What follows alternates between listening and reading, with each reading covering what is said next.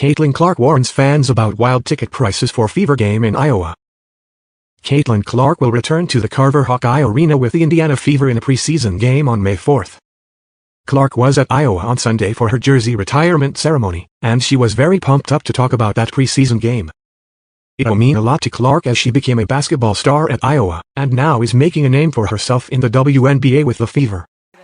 During Clark's speech at the jersey retirement ceremony, she expressed her excitement for the game, but also acknowledged the elephant in the room, how expensive the game probably will be.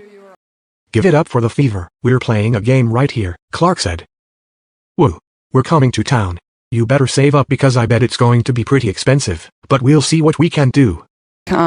First of all, my teammates, I wouldn't be here without any of you, and a lot of you came back, and you have busy schedules, and I think that just speaks to the culture of this place, so selfless. Like, I know my number's up there, but it wouldn't be if it wasn't for all of you. So to the ones that were my teammates when I was here, I really appreciate you. $1,300. The average ticket price for a Fever game in 2024 was $174, which was a 182% increase, per vivid seats. So, Clark is probably right. It's not going to be cheap to attend the preseason game. Caitlin Clark's return to Iowa for Brazil matchup sells out in under 1 hour. Caitlin Clark is returning to the Carver-Hawkeye Arena at her alma mater Iowa on May 4th, but this time she'll be sporting an Indiana Fever uniform.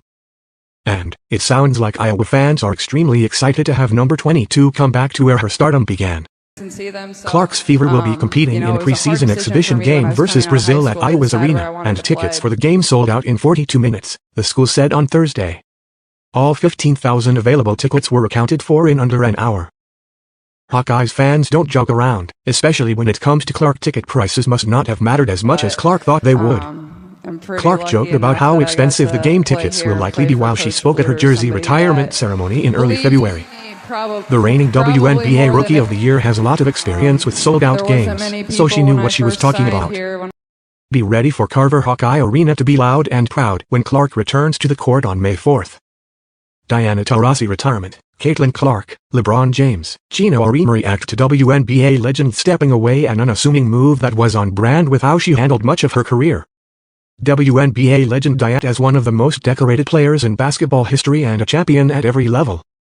"Thank you, Diana, for changing the game forever. All of the accolades could never amount to the type of person and edge you embodied when you stepped out there on the court," read a post by the WNBA. Sue Bird, her teammate at UConn and Team USA, played alongside Taurasi in some big moments. She explained what makes Taurasi so unique and one of the greatest to ever play the game. "There are players that have full games." Bird told Time magazine. "You can talk about Maya Moore in this conversation, Candace Parker, Lisa Leslie.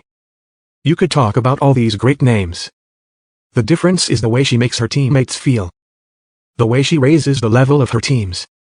That, to me, is the separator." NBA superstar LeBron James said it was an honor to watch her play. "Just seeing her transcend the game, watching little girls want to play like her, her style, her flair, her bravado, her swagger, it's been an unbelievable treat," James told Time.